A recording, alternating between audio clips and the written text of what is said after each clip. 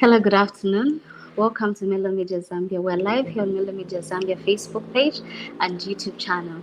My name's Kutemba Falanga, and today we'll be talking about living with someone with autistic spectrum disorder. Now, we'll look at a simple definition of that. Autistic, or should I say, autism spectrum disorder refers to a group of complex neurodevelopment disorders, which are basically characterized by repetitive patterns of behavior, which makes it difficult for these people to have social communication.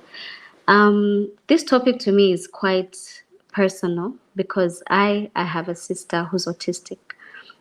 She's my older sister, and I have quite an experience growing up, with an autistic person. From the time I was young to the time I came to understand what disorder she had and coming to, relate to her. So I'll start with a few things. First of all, autism there are mild cases, there are severe cases. When it comes to my sister, it's a severe case. So there are some things that I'll talk about depending on the experience that I've had with her. It might be different with other people that I'm sure you people have come in contact with, you people live with, or you people have heard of, because usually when it comes to autism, in our community, people take it as, well, it's either a taboo or it's witchcraft or it's, demons. But I think if we got educated and if we taught each other to say autism is this and that, would be on the right track. So I'll start with some of the few things that happens in my day-to-day life with my sister. So she has a verbal with distorted speech. When I say that, I mean, there's some autistic people that are non-verbal, and that there are those that are actually verbal, but then their speech is distorted. So she would talk to you, but then not like any other normal human being or any other person would talk to you. So you have to live with her. You have to really be patient. You really have to understand what they're trying to say to you. And when I talk of distorted speech, this person is 30 years, but then their speech would be equivalent to maybe someone who's, I would say, 5 years. You see? So that is autism. It has its ups and downs. I mean, it's there. You just have to accept it. So there are a few things that happen. These people perform rituals. When I say they perform rituals is, they would wake up. She wakes up and she has a question. Usually it can be a question or it can be a statement. If she wants, she'll keep asking you the same question over and over. If she'll ask you, are you going to school? For me, it's more of, are you going to school? So I've told her time and again to say, no, I'm not going to school. I'm done with school. But because it's a ritual, it will come all over. It can happen. It can be asked even 100 times, So she'll constantly ask you, are you going to school? You have to say, no, I'm not going to school. She'll go around, come back, are you going to school? So you have to have patience and understanding, because if you don't have patience, you would easily snap like, look, I've been telling you no, no, no, no, no, but you keep asking me. So you have to understand to say these people come with they perform rituals. That's what we call them. Say they perform rituals, and they are very hyperactive. When I say they're very hyperactive, I mean she'll be seated in her room, and someone just passes. She'll just hear footsteps. She will stand and follow the person. You'll get tired every time. Her name is Chichi, by the way. Every time you always have to tell her, no, Chichi, sit down. Chichi, sit down. That will go on and on and on and on. They are so active that they don't get tired. They will follow you everywhere. You stand, they follow. You go, it doesn't matter who it is. Whenever they just hear footsteps, whether it's at night, it's during the day, it's early in the morning, whether they are sick or they are not sick. It's very funny sometimes, they'll just follow you. And you have to have that type of understanding to say, okay, this is a person with this disorder, So sometimes you just ignore it. Sometimes you constantly have to remind them to say, look, sit down, or look, let me pass, you are disturbing me, or this and that and that and that. So usually they have late development of speech skill. Like I said earlier on, she's 30 years, but her speech is is equivalent to someone who's 5 years old. So you may wonder, it's quite interesting, coming to think of it. You may wonder, this person talks to people every day, but then what's causing this? Like, what's causing the late development? And also, you have to accept, you have to be calm, you have to listen, especially the part of listening. You always have to listen before you talk, because they are trying to communicate, but the way they communicate is different from any other person. So you constantly have to listen. Oh, okay, so what is it you want? They'll tell you, no, I'm hungry, or this and that. Some of the things you understand, okay, so they want this, they want that. Not always though, because sometimes it's hard for them to express themselves. So you wouldn't really understand what they really want or what they mean. So you'll find that this person is hungry and you offer them food. You offer her, Chichi, do you want to eat? She'll be saying, no, I'm full. In the actual sense, they mean, I'm hungry. Yes, I'm hungry. Give me food. You ask her again, Chichi, do you want to eat? No, I'm full. But she'll just be yawning. So then you tend to understand. Say, I think this person has gotten this thing, mixed up. And what you do is, okay, you try, okay, let me see, you get food, you give them, you find they eat, they finish, you now understand, say, oh, so this person was actually hungry. So there are times when they get it right, they'll come to tell you, say, I'm hungry, or I want to sleep, good night. Or their rituals, they'll be telling you I love you the whole day. They'll just come, Kutemba, I love you. I always have to say, oh, thank you, I love you too. They'll forget they are just from telling you I love you. Or they'll do something, you know they'll do something, and you tell them, no, that is not good, that is bad, stop it. And guess what? They'll come and say sorry, go back and do the same thing over again, you know come back, say sorry, go back and do the same thing. It goes on and on and on and on. And all you have to do is understand, because they are different, they are special. I hate to say they are disabled. No, they are special. They just have a disorder. They're quite different. Otherwise, we are all, you know we are all the same. Then there are times when it's very funny. So growing up, she was one person who would eat everything you offer her, as long as she sees I'm eating, because growing up, we grew up together. We have that strong relationship connection. She understands I'm her sister. So whatever food she would see me eat, she would also want to eat. Whatever food I'll eat, she would want to help me finish it. But then as she grew older, or as she's grown, you find that she's become very selective. So she doesn't like vegetables, she doesn't like fruits. She will always demand for protein foods like meat, or she will demand for things like pizza. And you have to find a way of, of bribing her, I would call it, because she always thinks whatever I do is right. So if I have to make sure she eats that, I have to be there, she sees me eating it, then now she'll be convinced to say, oh, okay, so because this person is doing it, I guess I can do it as well.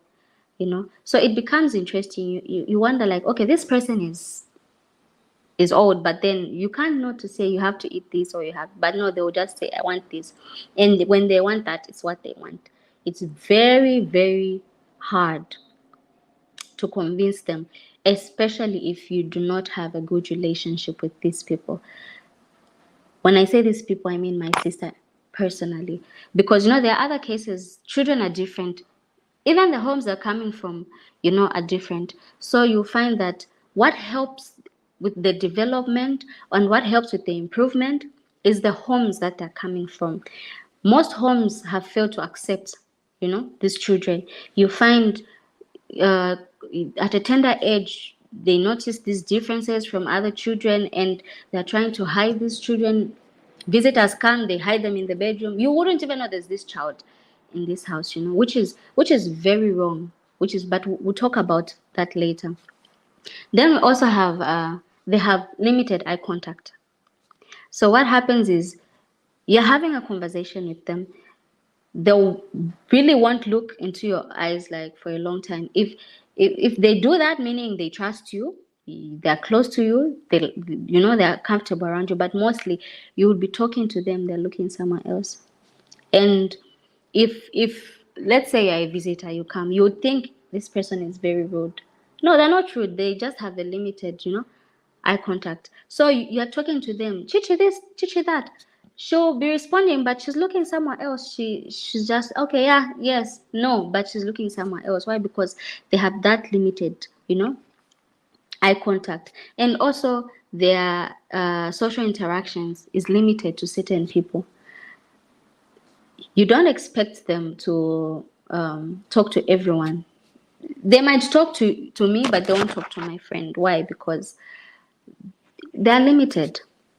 So I was recently talking to a friend, and he was surprised when I posted about the same autism and all the talk, the live thing today.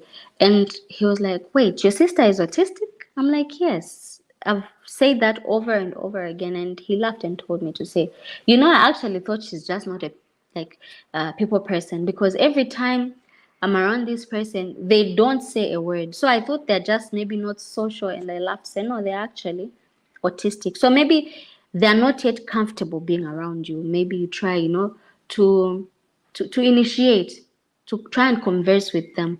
You try say hello, be friendly, because they know, and they know to say this person is friendly, this person is not, this person will hurt me.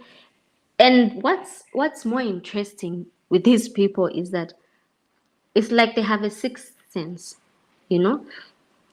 There are some things that happen that you would wonder to say, because, for example, someone is planning on, let's say, visiting, and they've not yet communicated to say they're visiting. She'll just, start talking about the person. She'll be like, okay, this one come, this one come. And you'd wonder to say, why are they talking about this person coming? You'll be surprised an hour later this person arrives, or this person calls to say I'm on my way, and you'd wonder, like, how did they know, to say this person is coming? Or you would find that you hide something.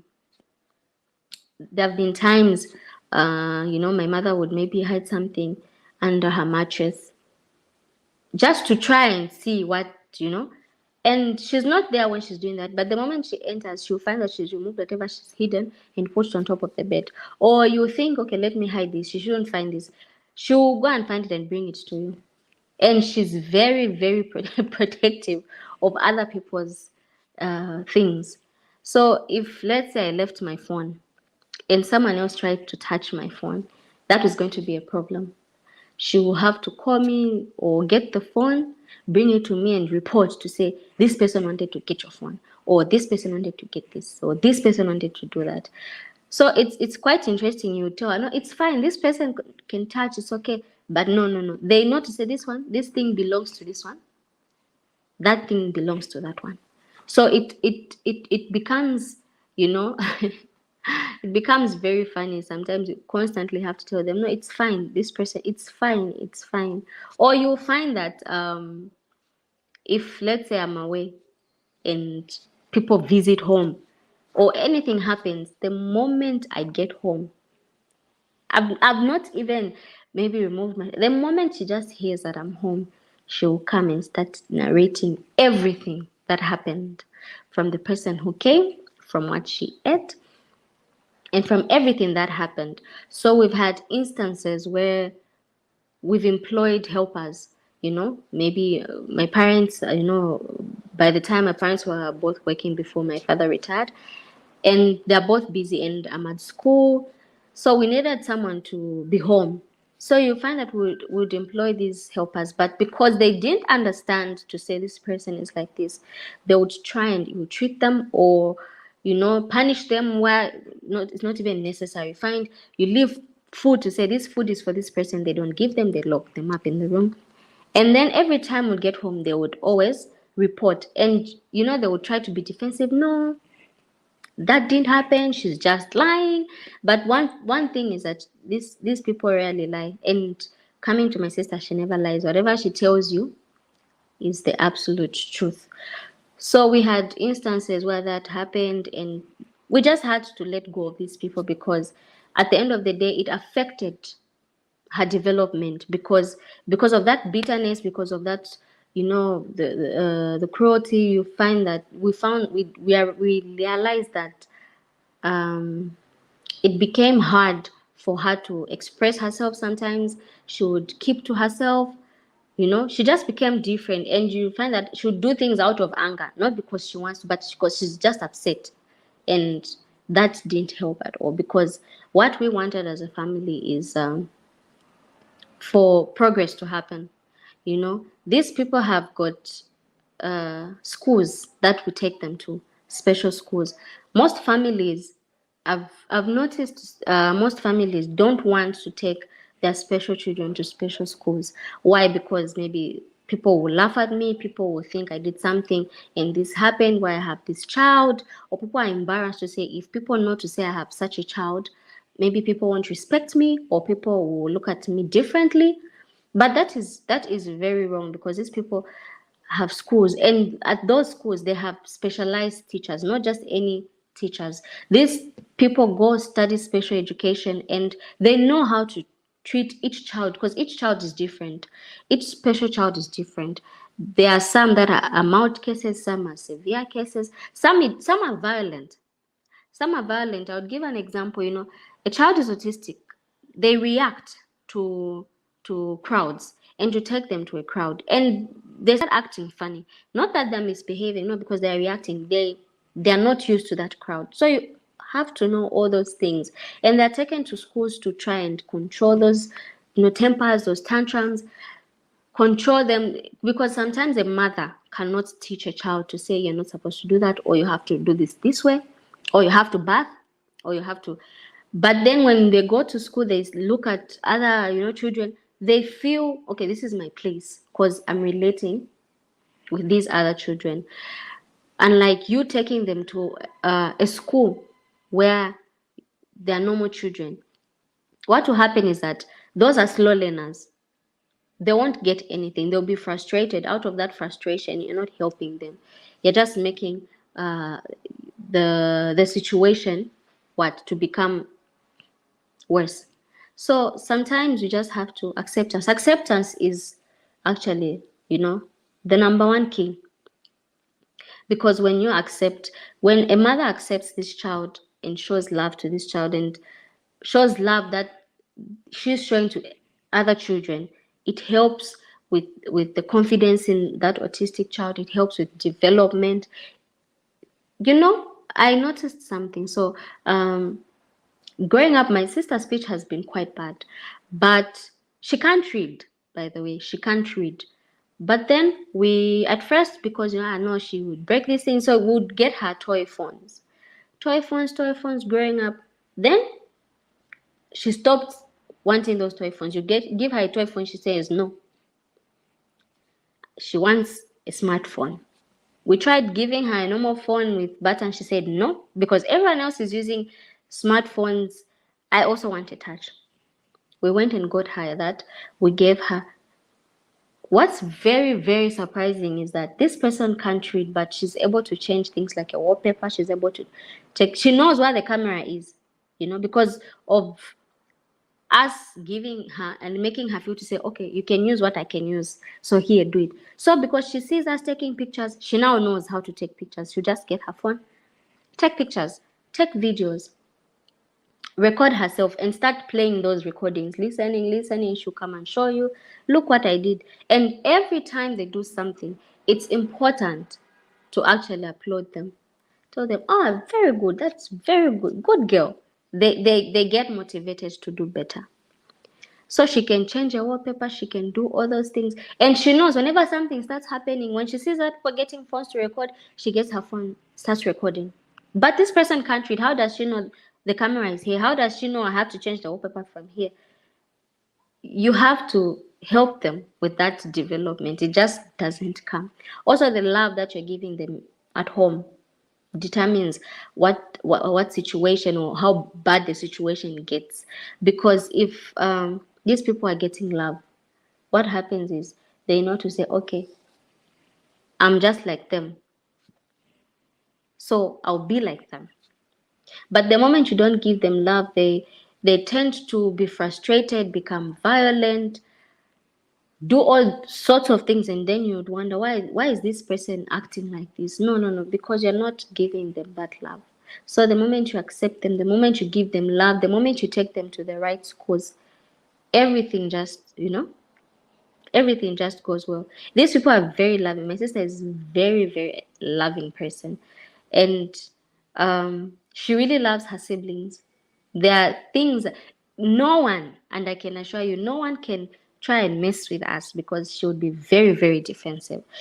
Even times that maybe we're growing up and parents tried to, maybe you do something wrong and they're trying to whip you, she would always come in and say, don't, leave her alone, try to defend, get you away, don't do that.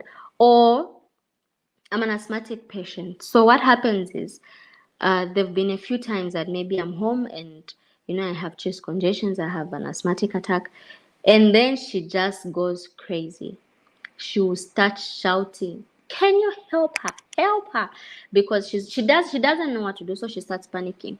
So she'll start knocking on, can you help her, pulls people, come help her, do that. Or my sister is sick, she would just be like, she's sick, she would kneel down, start praying, this that. Of course her speech is not good, but you would understand, say she's talking about this, she talks about keywords, talking about God, this or this that. And afterwards, just say, oh, thank you. Good. She'll try cooking. She gets excited when you tell her, cook this. So she'll go there. Now, what's funny is because she really doesn't know how to do it. So, and one of her favorite meals is French fries. So you peel potatoes for her, put some oil, just enough, reduce the heat on the stove. The moment she just puts those fries on that pan, she will continue staring until there. You just have to tell her, stop doing that. Just wait. She'll stop. The moment you look somewhere else, the repetitive behavior I talked about earlier, she'll continue doing it. You just have to be there. Now it's like you're cooking double. You're helping her cook, but you also have to make sure she doesn't touch. She doesn't touch that. So all those things. I would like, autism to be educated more.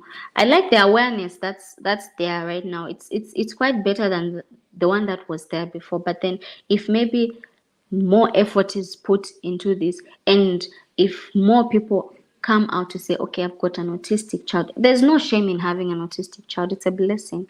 So I feel if more parents, more families, talk of families, sometimes we as siblings or parents, there's that sibling stress. We have it. You can't run away from it because you constantly have to take care of this person. So from a tender age, from a time you're very young, you start taking care of this person. Maybe they're even older than you, but you continue until they die. It's an ongoing thing. So sometimes you get stressed, and stress usually affects the parent, the mother, to be precise, because the mother has to make sure this child is okay. The mother has to make sure this child has eaten. The mother, even when they are far away, all they think about is that child, right? Because this child is different. And if you just let them like that, or they'll end up maybe dying of hunger. Maybe the people that are home really don't care if this child eats. So sometimes these families, aunties, uncles, it's important to, get this child, even just for 3 days. It's enough for someone to have a breather. Get this child, get to know how they act, get to know them. Let the parent rest. It's really important because sometimes it becomes too frustrating. And you're just like, oh, this is too much for me, this is too much for me. But then if these other family members came in and said, okay, I would like this child maybe to come and visit, even just for 2 3 days, that would help. That would help most families with these autistic people. Or let's say they're having parties. Usually these kids are left out. Invite them. They love such things. They love it when they're being loved. And they know if it's genuine love. So sometimes, you just take time. You invite them. When you invite them, they come. Of course, you're cautious, to say, okay, I can't give them this, I can't do that, I can't. But just the gesture of you inviting them, they get excited. You have no idea how they feel. My sister gets excited when you tell her we are going somewhere. It might be just by the roadside, but the moment you just tell her, say, Chichi, dress up, we're going this side, she gets too excited. You even wonder, like, what's the excitement? She will start singing, and she's very huge. She will start jumping, singing, goes chooses her favorite outfit, and they have they have a favorite outfit. So if you know to say this child is autistic and they like this black, maybe it can be a black jean, it can be any color, it can be anything. Try and get them the same thing, but try and get more of them, because when they bath, when my sister takes her bath, she wants to wear the same clothes over and over. When you give her something else, she'll say no, unless you just convince her to say, okay, you wear this, we go this side. Okay, fine. You've negotiated there. But then she just wants to wear the same things every day. She likes the same things every day. When I say every day, she takes a bath, same clothes.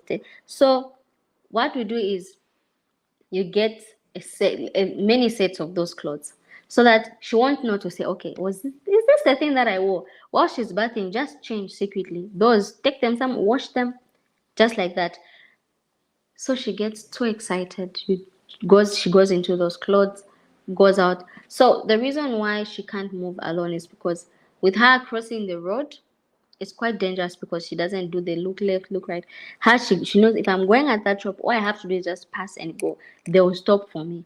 So hence, usually she's home. If she has to go somewhere, you have to go with her. Otherwise, when it comes to moving, she's very, very, very excited. So it's these little things that help these children, or that help these families, because people go through a lot. People Some people have these children, they've been trying to have kids for a long time, then they have this child, or it just comes, it just happens. We fail to understand how it happens. You can't say no, when you do this is caused by, no, it just happens. A child is just born like that, autistic, and you'll have to learn, you have to understand, you have to accept, you have to do all those things. And I keep emphasizing, acceptance is the first key. If you don't accept these children, it becomes worse. It becomes worse, and that won't help you or the child. It will just make it worse for you. It will be more pressure on your part. It will really kill you slowly. It's a slow death. So all I can advise is, the awareness should continue. Let's be proud of these children. Let the government or these institutions make good programs for these people. These people are intelligent. There are some that are very, very intelligent, but because of their condition and people not being able to understand them, they just let them be. And talent is going to, these people have skills. They learn through skills. So they are, recently I just found out to say, I won't mention the school, but there's a place, it's a special school, and they're grade sevens, and they're writing the same exams as these normal children. And that's quite unfair, because when you look at these other children, they can read and write. They can read, write, their speech is okay, they can understand. But you look at a special child, you look at an autistic child, this person needs patience. You need to explain to them, to say this, that. Sometimes they'll get it, sometimes they won't get it. So you don't expect them to have the same exam, and when they fail you, they repeat. No, that's quite unfair.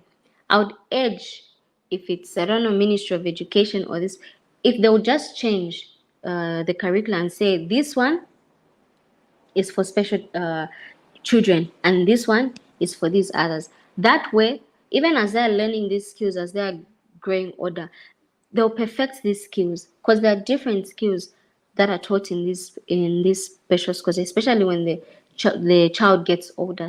At least they should have a skill. What can they do? Can they cook? Some of these people cook. Some they can mend something. You give them, they're very intelligent. They not say this has gone wrong, this has happened. But then if we say no, they'll do the same things as these other children, or no, I'll take my child to a normal school. You're just killing the child, and you're killing yourself. So let us come together, because as a community we can do a lot of things, and as a country we can better ourselves by taking this awareness, not only here in the capital. Let's look at those deep places. There are these villages where we have a lot of these cases, but because those people are not educated about this, they don't have the awareness. They treat it as, no, it's witchcraft, it's demons, it's that, this and that. Some children are kidnapped, killed, what. But then if we go there, we teach them to say having such a child is normal, and how to take this child. And tone is very, very important with these children, because if, in as much as they'll frustrate you, yes, frustration is there, they'll frustrate you, but when they're doing something wrong, the best way to actually educate them or tell them, say this is wrong, is by you being calm. Just tell them, Chichi, bad manners. Chichi, that is bad. They will tell you, oh, sorry. In as much as they'll do it again, just good tone. This applies with, even every other children or other people. If you use a good tone talking to me, even if I'm wrong, as long as the tone is good, I'll understand. So why should you yell or shout or scream at these children because what, they can't get it? That's how they are. That's who they are. So if you embrace that and know to say, okay, I will tell this person a couple of times, a million times, and I don't have to get tired, then that way things will be better. It will be a better Zambia for these autistic children. They'll be free. They'll come out. They'll express themselves.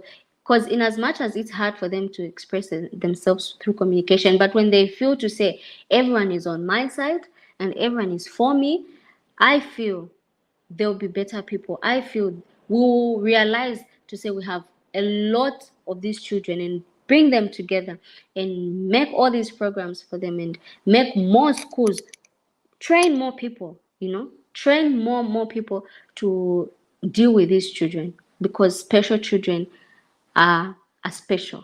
They're from God, and there's nothing we can do about it. So if you have any questions or any queries about autism or whatever I've talked about today, you can write us through Melo Media. We'll find a way of responding, and we'll get back to you. Otherwise, it has been nice interacting. Have a very wonderful day, and don't forget, special children are special. Thank you very much.